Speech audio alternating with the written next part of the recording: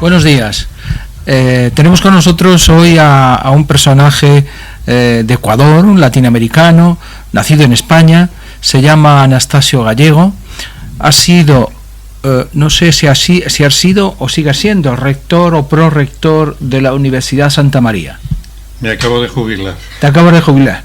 O sea, prorector emérito sí, de una universidad que tiene un campus. Una universidad chilena con un campus en Guayaquil. En Guayaquil. Es de origen chileno la universidad. Sí, claro. O sea, no somos universidad, somos un campus de una universidad chilena que está en Ecuador. Ha sido sacerdote, ha sido educador popular, es un hombre muy conocido y muy respetado y prestigiado. Bueno, soy sacerdote, pero no ejerzo. Es sacerdote y no ejerzo. Buena precisión. Y se apellida Gallego porque nació en Zamora. Naciste en Zamora, ¿no? Sí, en Zamora nací. En Zamora capital. En Zamora capital. Mi padre estaba de guardia civil ahí el año 43.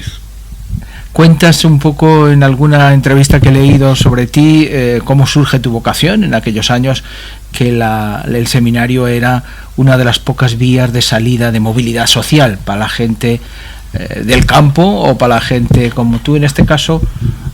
Sí, yo hijo creo del funcionario. que, mira, como he estado algunos años de prorector en la universidad y en una universidad sobre todo de administración, veo que en aquella época tenían una buena forma de captar personas para los seminarios y para los colegios de religiosos, que era ir de pueblo en pueblo en las escuelas. O sea, lo que hoy algunos llaman el departamento de promoción, lo había en aquellos años. Y el afán de estudiar, de salir del campo, por aquella fama que tenía el campo siempre de lo retrógrado, y de que había que estudiar, porque había que salir adelante, pues la escuela la visitó un padre carmelita que tenía en el colegio a 12 kilómetros de donde yo estaba. Y además coincidía que era el pueblo de mi madre, donde estaba la familia. Entonces me apunté yo, se apuntó después mi hermano, Pablo, que es uno de los 6 de sucumbíos famosos, que es carmelita, lleva 42 años en la selva, y luego se apuntó el tercero, que llegó hasta filosofía, ahí lo dejó y murió hace poco, jubilado ya. ¿Cuántos años estuviste ejerciendo? 8. El paso a Guayaquil o el paso a Ecuador fue con los carmelitas. Sí. Yo pertenecía a lo que entonces se llamaba, porque hoy era una sola provincia, que es la provincia ibérica, me parece que se llama. Yo pertenecía a la provincia de Burgos. Y la provincia carmelitana de Burgos tenía, además de provincias españolas, tenía Uruguay, el sur de Brasil, Río Grande, Bolivia y Ecuador. Incluida en Ecuador la misión de San Miguel de Sucumbíos. O sea que conociste de cerca, me imagino, a López Marañón, recientemente fallecido. Pues fue mi ayudante de maestro de novicios cuando yo entré al noviciado, después fue maestro de profesos y después fue encargado de los estudiantes de filosofía. O sea, yo conviví con él 5 años en España y después 40 años en América, porque mantuve, pese a todo, la relación con los carmelitas y concretamente con Gonzalo, que para mí y para mi familia pues es simplemente Gonzalo, con el que trabajé hasta el último momento en toda la pelea de su salida del vicariato. Un hombre ejemplar, ¿no? Totalmente.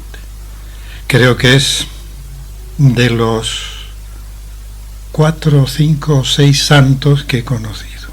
Fíjate.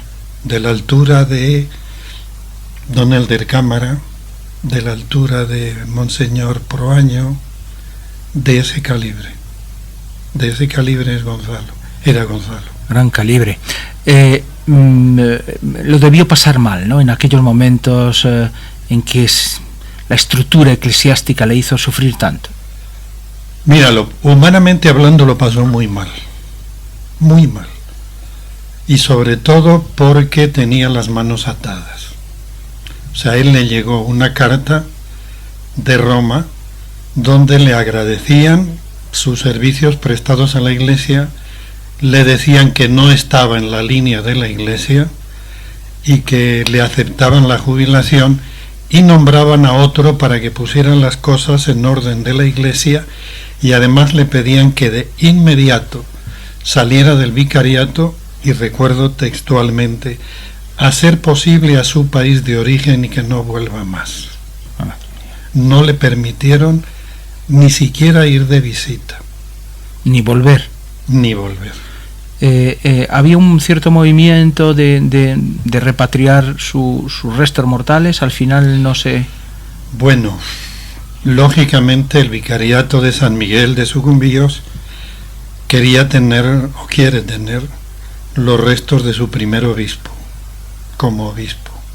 Además, con todo lo que él supuso en 40 años, que realmente es muy difícil verlo desde aquí.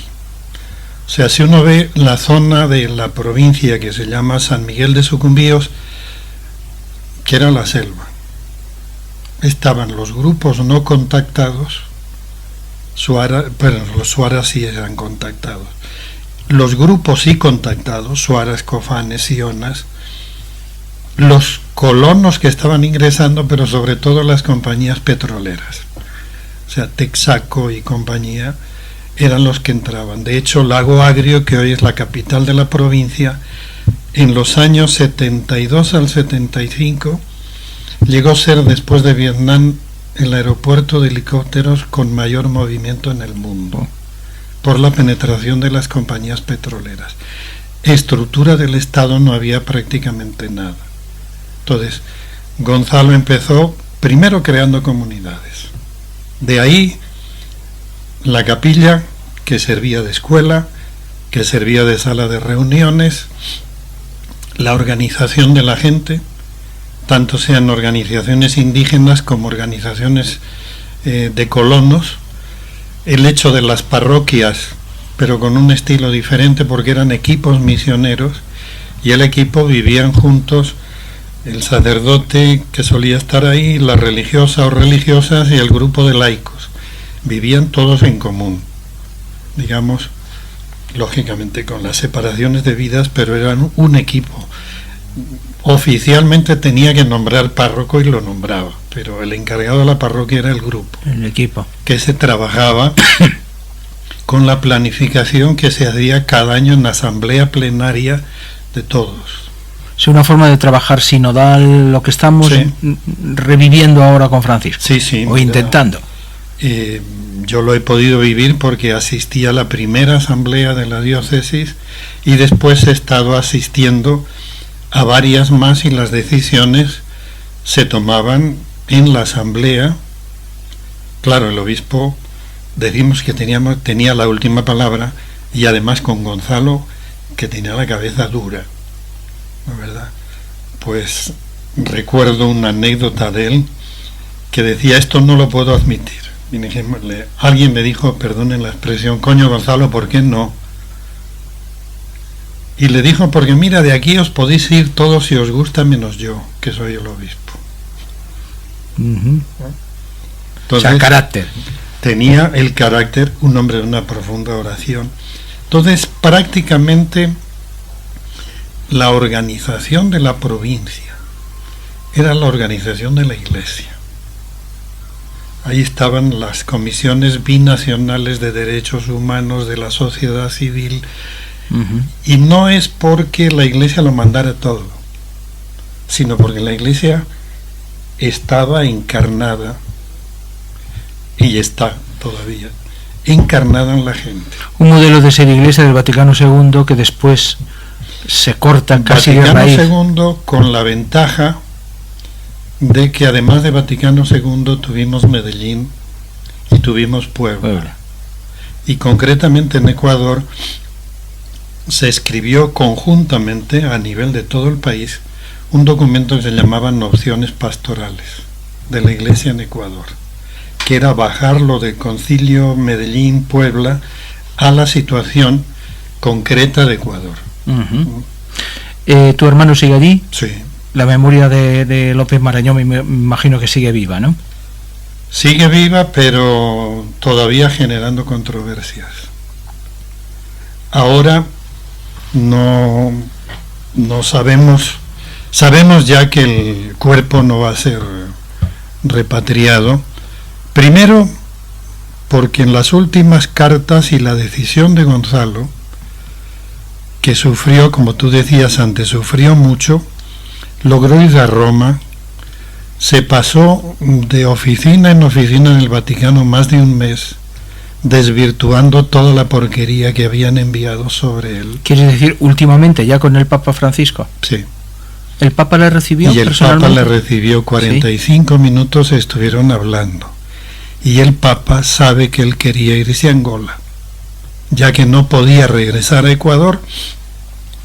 Una vieja tradición carmelita que en vida de Santa Teresa, ella quiso mandar a los primeros carmelitas a Angola.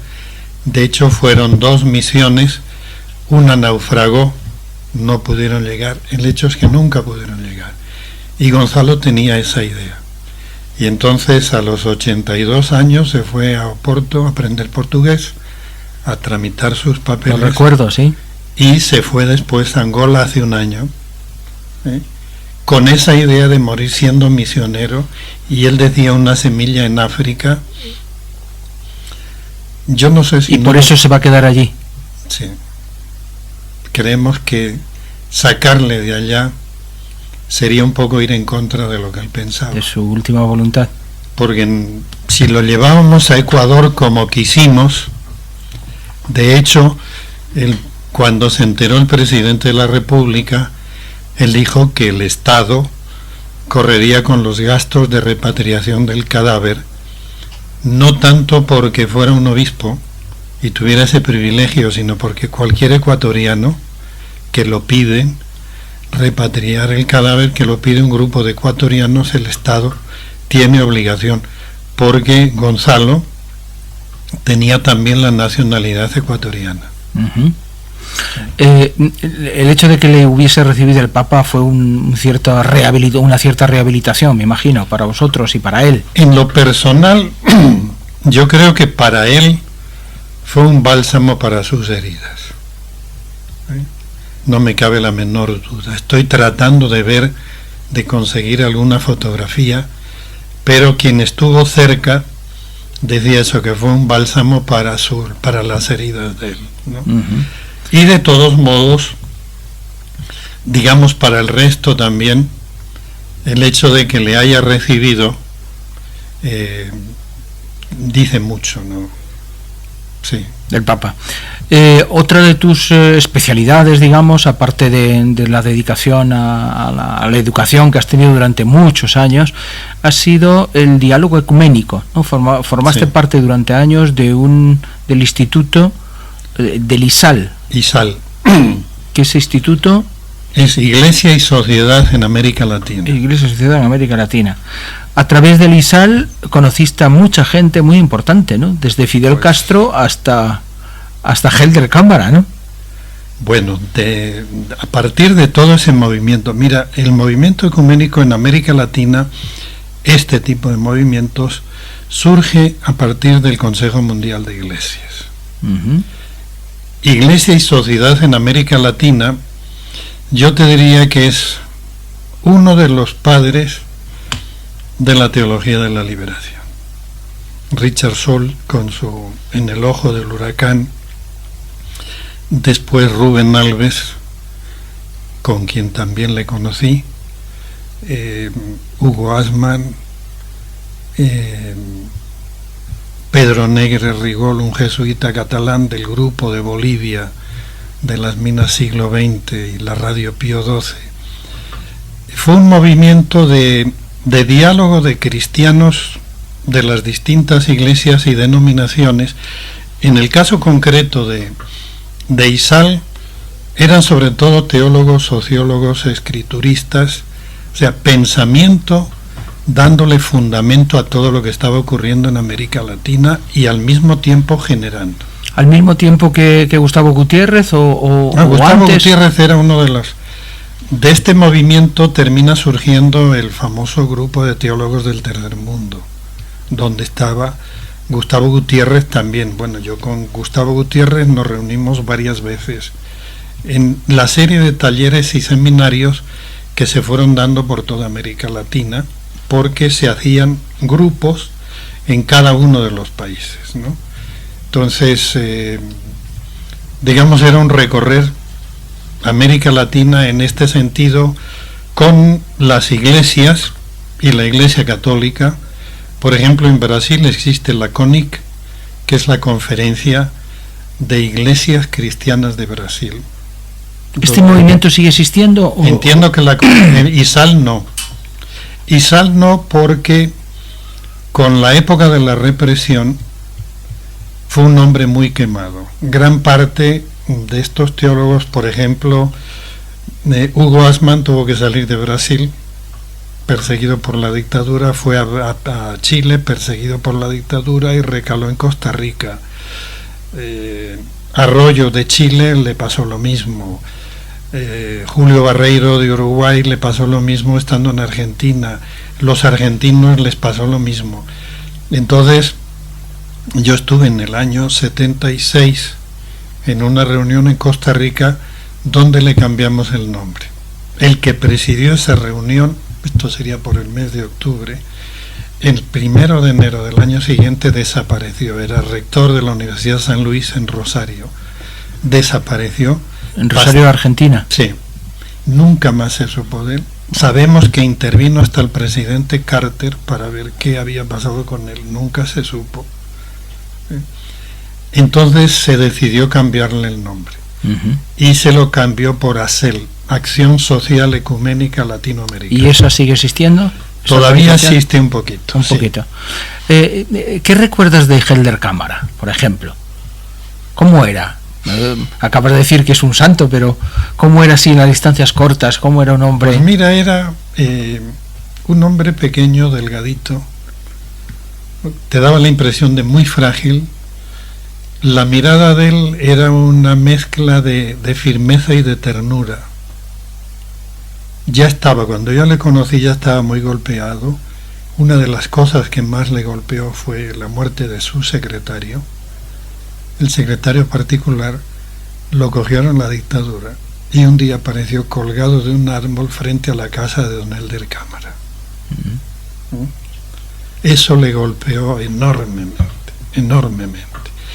Pero era un hombre tan pastoral. Nosotros le tuvimos en Guayaquil de visita y era uno más.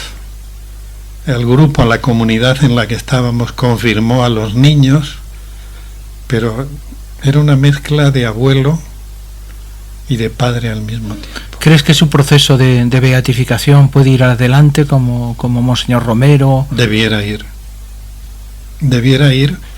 porque no tanto porque se necesiten santos, porque los santos creo que los necesitamos en vida, ¿no? Después se vuelven inofensivos. O sea, bueno, como iconos sí representan como un tipo de santidad. Representa, y yo ahí entramos, creo, en una discusión muy fuerte en un periodo en que yo creo que hay muchas cosas que están cambiando. O sea, si a mí me dijeran le hacen santo a don Helder Cámara, para mí sería una fiesta. Lo mismo que si le hacen santo a don Leonidas Proaño en Ecuador, ¿no, verdad? Lo mismo que si le hacen a Gonzalo. Pero que ahora digo si hay perspectivas de que pueda suceder. Hace unos años era impensable. No, eso ha cambiado notablemente. El aire que se respira es otro, por más que haya gente empeñada en cerrar la ventana. ¿Qué te iba a decir? En América Latina, donde han surgido todos estos profetas y abundantes, es decir, Ars, que tú has conocido, los Scheider, grandes obispos y grandes obispos proféticos, ¿no? Parece que ya no hay, o quedan menos, o no se conocen tanto. En eso se dedicó el Vaticano a que no los haya. porque los nuncios lo que han hecho ha sido nombrar mucho mediocre para el obispado y que no hagan problemas. O sea, fue una estrategia. Para mí, o consecuencia de cómo pensaban. Pero lo que uno ha visto en estos últimos 20 o 30 años, te puedo comparar en el caso de Ecuador. Cuando hace 30 años estuvo Juan Pablo II, teníamos de cardenal al padre Pablo Muñoz Vega, jesuita que había sido rector en la Gregoriana, un hombre de una autoridad impresionante a pesar de lo pequeñito que era. Estaba otro carmelita que hoy está desmemoriado, que es Monseñor Luis Alberto Luna Tobar. Luna. ¿No? Estaba Monseñor Proaño. Creo que todavía estaba Monseñor Proaño. Estaba de todos modos Mario Ruiz. O sea, había un grupo de obispos que tenían una fuerte presencia, pero sobre todo una gran autoridad moral. A los 30 años casi no hay nada. O sea que en este momento casi no queda nada en la iglesia ecuatoriana que tú conoces bien. O sea, quedan personas como por ejemplo Jesús Esteban Sádava, que es el obispo capuchino de la diócesis de Aguarico, que recibió a los carmelitas en su diócesis. Cuando los echaron, él dijo, si quieren venir, aquí tienen un puesto. Y creo yo, no me consta, probablemente se enfrentó al nuncio y a una buena parte de conferencia episcopal. El nuncio es un poco... He leído cosas durísimas contra él, escritas por un historiador, un tal Ayala, Romera Ayala o algo así. Enrique Ayala. Enrique Romera Ayala, Enrique sí. Ramos Ayala o algo así. Pero terrible. Mira, como que desprecia al pueblo ecuatoriano. Como no tiene idea. No tiene idea. O sea, es un diplomático, representante del Estado Vaticano, que yo creo que lo que hace es de espía y armar los nombramientos de obispo. Lleva más de 10 años de nuncio, ¿no? Y sigue ahí, pese a que hay, digamos, deseos, indudablemente. Claro, tiene el apoyo de un sector de población. Eso es indudable. Y de un sector del clero, de un sector del episcopado. Sí. De los 24 o 26 obispos diocesanos, yo creo que en su periodo se habrán nombrado más de 15. Fíjate. Y le quedan todavía, según me contaban hace poco, 5 o 6 nombramientos que hacer, entre ellos el del arzobispo de Quito. Sí, y por lo que he sabido pareciera ser que ya está nombrado el de Cuenca, el arzobispo de Cuenca. Eso publicamos el otro día, nosotros también, sí, un tal Caicedo. Sí, Pérez Caicedo. Muy cercano al Opus Dei, ¿no? Sí. Que sería según comentaban cuando publicamos eso, la venganza por no haber conseguido a su candidato para Guayaquil. Bueno, seguramente ya en esos entretelones, yo creo que yo llegué a una conclusión en toda la lucha, porque estuve muy cerca de la salida de Gonzalo. De Gonzalo. Y me di cuenta de una cosa, que de Roma viene lo que a Roma va. Es un viejo refrán eclesiástico. Que lo pude confirmar porque yo vi la cantidad de porquerías que había contra el obispo. Hubo una anécdota muy curiosa, que un día, llegando yo al Lago Agrio, una persona se acercó a quien iba conmigo y me dice, de parte de la Presidencia de la República les devuelvo esta carpeta, o una carpeta de unos 10 centímetros o más de grosor. Dice que ya hemos sacado fotocopia de eso y le devolvemos los originales por si les sirven. Se habían equivocado de grupo. Nos entregaron la carpeta a nosotros con toda la porquería que mandaban contra Gonzalo. ¿Quién la mandaba, se puede saber? Pues mira, los grupos más fundamentalistas de la diócesis. No te olvides que en esa diócesis tú tienes intereses petroleros, intereses madereros, ¿no? Es zona de frontera. Y cuando digo zona de frontera no es que estoy límite con Portugal. Simplemente un río me separa gráficamente. Una de las veces últimas que yo fui a la frontera, por la parte de San Miguel, llegué a la frontera y de un lado ecuatoriano estaba, en el cuartelillo, estaba un grupo de militares marinos, de infantería marina, jugando voleibol.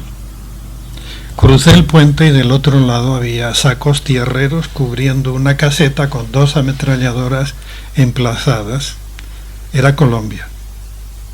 O sea, tú tienes parte de guerrilla todavía, tienes los paramilitares y tienes narcotráfico. O sea, que linda con la zona de las FARC o del ELN. Sí, sí.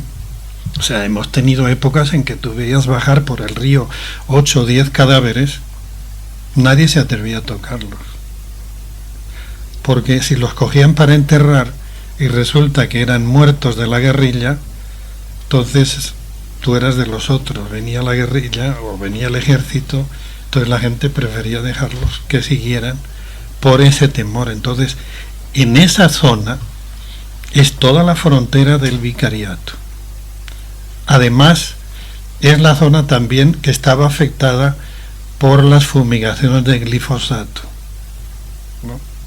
Que se ha hecho todo un estudio del perjuicio del glifosato, que era fumigar las plantaciones de coca, que cuando uno ve la realidad, aunque suena medio populista, es como si porque hay muchos borrachos y se mueren en la carretera, pues fumigamos Valdepeñas o fumigamos La Rioja. ¿No, y a nivel eclesial también allí el sucesor era de los heraldos del Evangelio, que debe ser un grupo... A los primeros que visitaron los heraldos fue a los cuarteles militares y policiales. Es un grupo muy conservador, aquí se conocen menos. Además, hasta físicamente. El nombre de los carmelitas es Carmelitas Descalzos, y mandaron a los heraldos que tienen una cierta espiritualidad carmelita, pero que usan botas hasta la rodilla. Y unos trajes con unas cruces. Sí. Con la cruz de Santiago. O sea, uno lo ve y crees que estás viendo, no sé, un templario por ahí, ¿no? O sea, era lo más contradictorio en ese sentido. Y mira, quisieron quitar la patrona del Lago Agrio, que el nombre oficial es Nueva Loja, porque la fundaron emigrantes de una provincia que se llama Loja, que fueron allá. Entonces fueron llevando su Virgen del Cisne, que es la patrona. Pues estos quisieron quitar a la Virgen del Cisne y poner la Virgen de Fátima. La gente le dijo, oiga, pero primero la Virgen es una y segundo, esta es nuestra tradición. Es nuestra Virgen, ¿no? Sí. Háblame un poco de la situación política. Parece ser que en estos momentos en Latinoamérica como que está virando, como está cambiando, como que vuelve la derecha argentina a Brasil. ¿Ecuador resiste? Quiero que resista. Pero Correa se va. Bueno, pero puede quedar el que fue su vicepresidente, que tiene una imagen muy querida y que supongo que los primeros que no quieren que sean candidatos es la derecha, porque no se va a atrever a atacarle. Primero, es un hombre con un carisma muy especial, de buen humor, de alegría, de entusiasmo, de optimismo, pero él está en una silla de ruedas porque tuvo un asalto, un atraco, y le metieron un balazo en la espalda hace años, ¿no? Y entonces está en silla de ruedas. Es el hombre que ha hecho visibles a los discapacitados en su periodo como vicepresidente, y querido, yo te diría, por el 90% de la población. Si él va de candidato, que pareciera que sí, pues seguiría el movimiento. Ahora, cuando tú preguntas de América Latina, ya como un poco mi especialidad es análisis político también. Toda esta corriente yo te diría que arranca desde el movimiento Lavalá en Haití con Bertrand Aristide. Lavalá es la avalancha, que son cuando las lluvias son fuertes en Haití, crecen los ríos desmesuradamente y van llevando piedras, árboles, lodo. Eso era Lavalá. Y de hecho había gente ahí de todo nivel, de toda orientación, querían acabar con lo anterior y esto era una avalancha para llevarlo. Liquidaron a Aristide de una manera humillante. Recuerda que Aristide lo depusieron, lo metieron en un avión y lo mandaron, lo llevaron Sudáfrica, creo, ¿no? En la República Centroafricana. Centroafricana. De ahí él pudo ir a Sudáfrica, pero lo metieron en el corazón de África y uno de los países, lógicamente, que hay más pobres. Cuando hablas de que lo metieron, ¿quiénes son? ¿Es la oligarquía? ¿Quién es ese movimiento que está por detrás de todo eso? Bueno, indudablemente la pequeña oligarquía haitiana, pero como nunca ha significado nada para nadie, entonces es, yo creo, una marioneta en manos del imperio.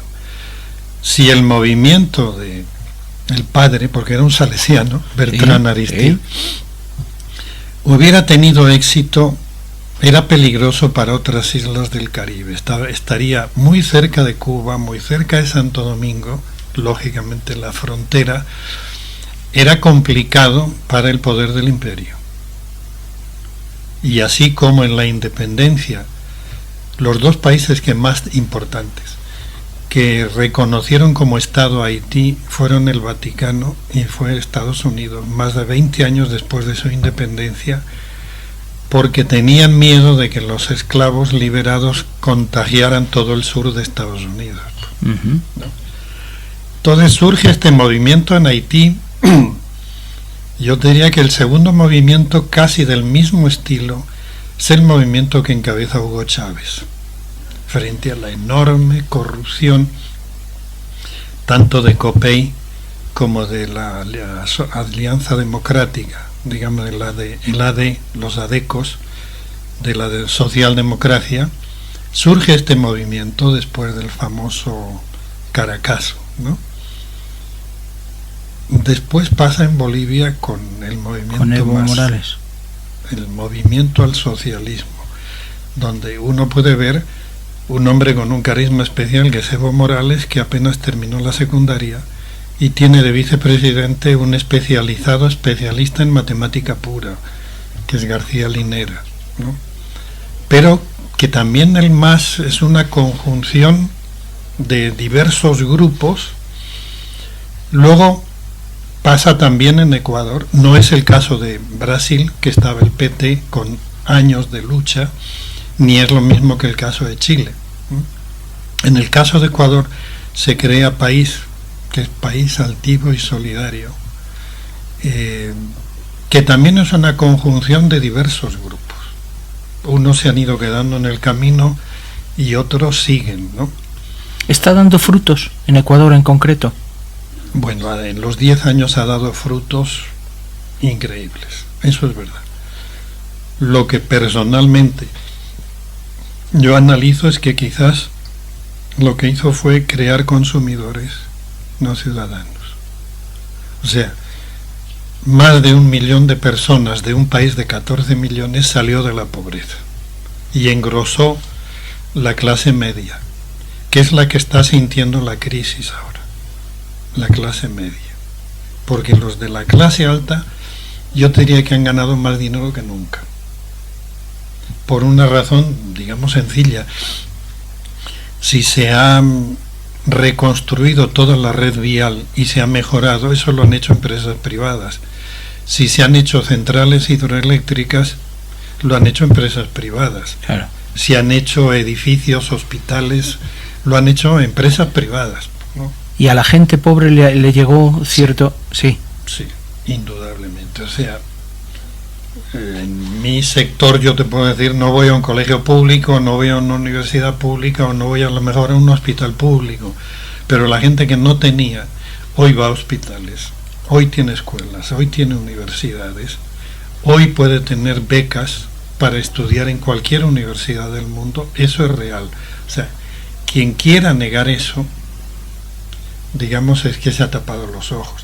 Ciertamente que puede ocurrirte que los hospitales tú lo puedes construir en un año, pero médicos no los haces en un año, y especialistas menos. Claro. Entonces, todavía hay una etapa que eso debe consolidarse.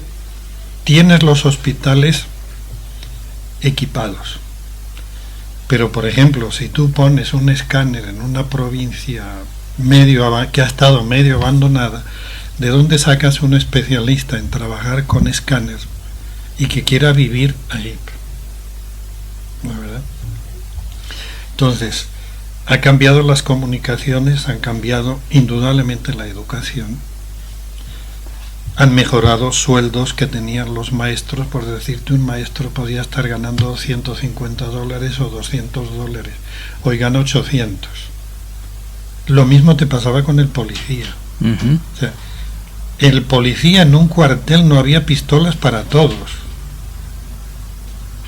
y le cobraban las balas que disparaban. Parece chiste, pero es verdad. Sí, parece chiste. ¿Fracasa más el modelo venezolano, o la información que nos llega desde Venezuela es desinformada? Venezuela tenía que dar un salto mucho más grande que, por ejemplo, Ecuador y Bolivia. Porque Bolivia siempre fue pobre, pero la imagen de Venezuela es que siempre fue rica, aunque el pobre mismo tenía la sensación de que el país era rico, el boliviano no.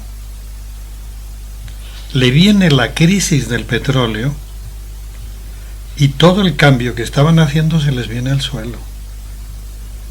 ¿Por qué? Porque no tienes con qué. Y tienen que cambiar, lo que se habla mucho, la matriz productiva. Yo he estado en Venezuela. Ahora dicen que no hay comida. Yo he visto llegar aviones cargados de lechuga porque en Venezuela no se producían. Pero como había plata, se compraba en Colombia o se compraba en otro lado. Cambiar todo ese esquema de un país que vivía de la renta petrolera a un país que tiene que organizarse. Una anécdota: había un secretario general de un sindicato petrolero que en el jardín de su casa tenía un león. O sea, decíamos que Venezuela era el parqueadero de América. Fue la primera que tuvo autopistas. Por eso le está costando más el cambio, Sí. Vienes a decir. Sí. ¿Temes que pueda haber un estallido social? ¿Que pueda haber? ¿Qué salida a la crisis de Venezuela ves? No le veo fácilmente. No le veo fácilmente porque siento que hay un partido gobernante muy desgastado,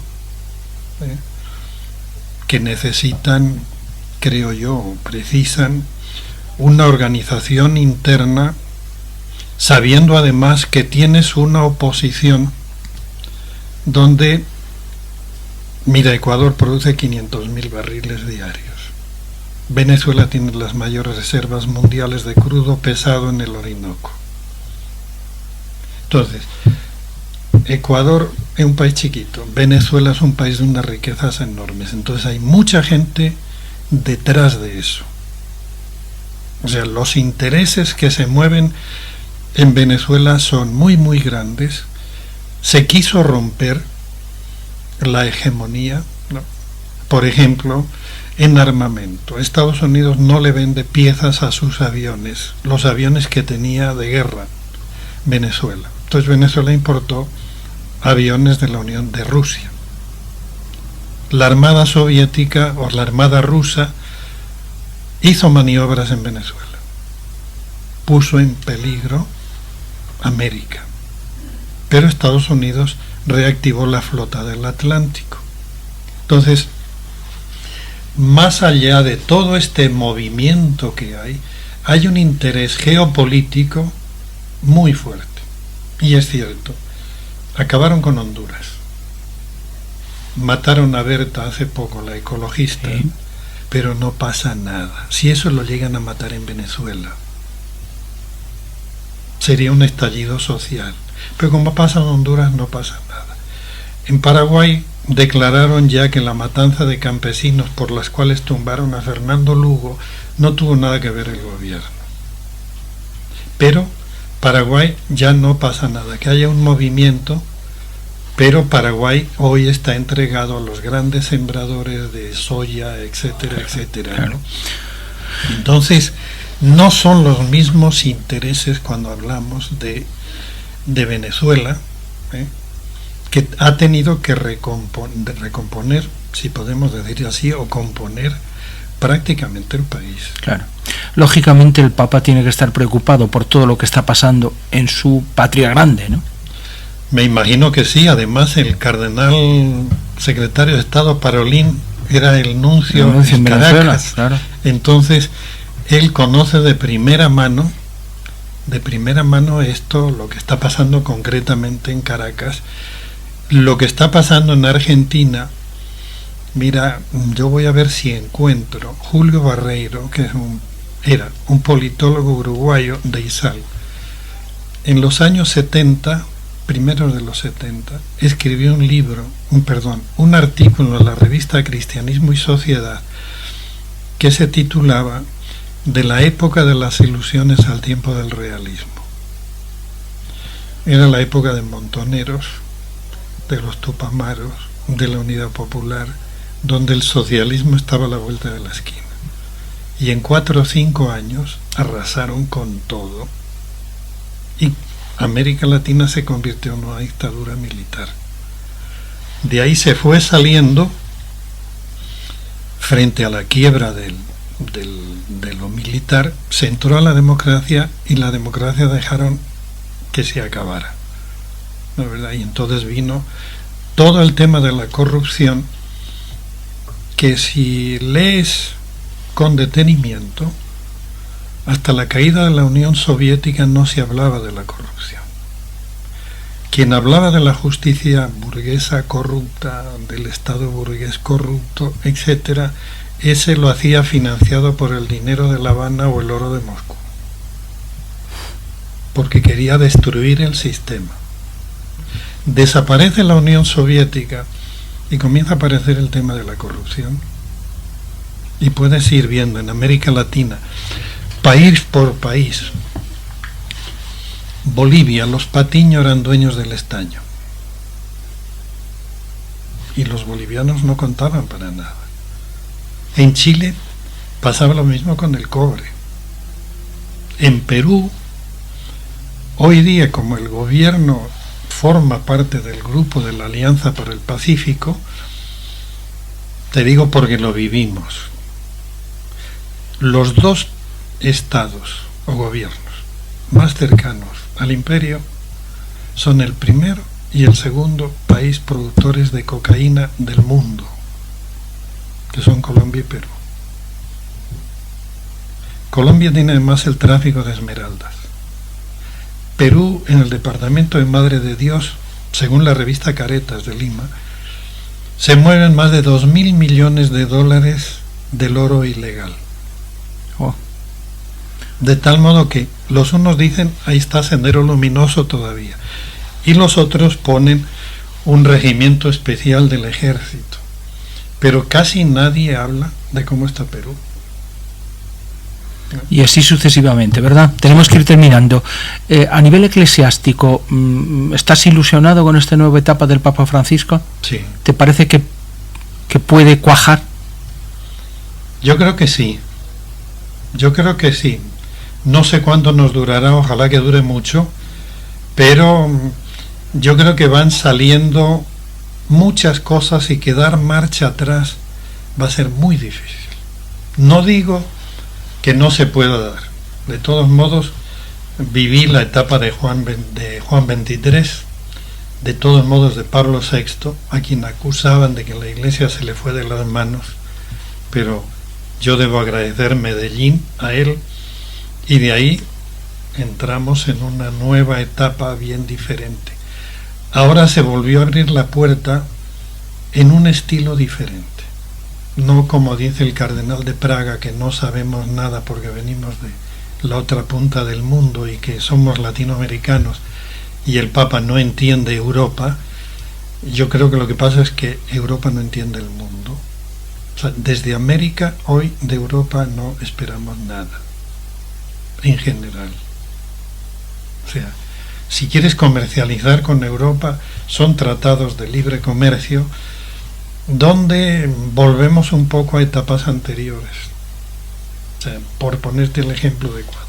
Ecuador, si quiere vender banano a Europa, tiene que pagar una multa de cerca de un impuesto de cerca de $150 por tonelada.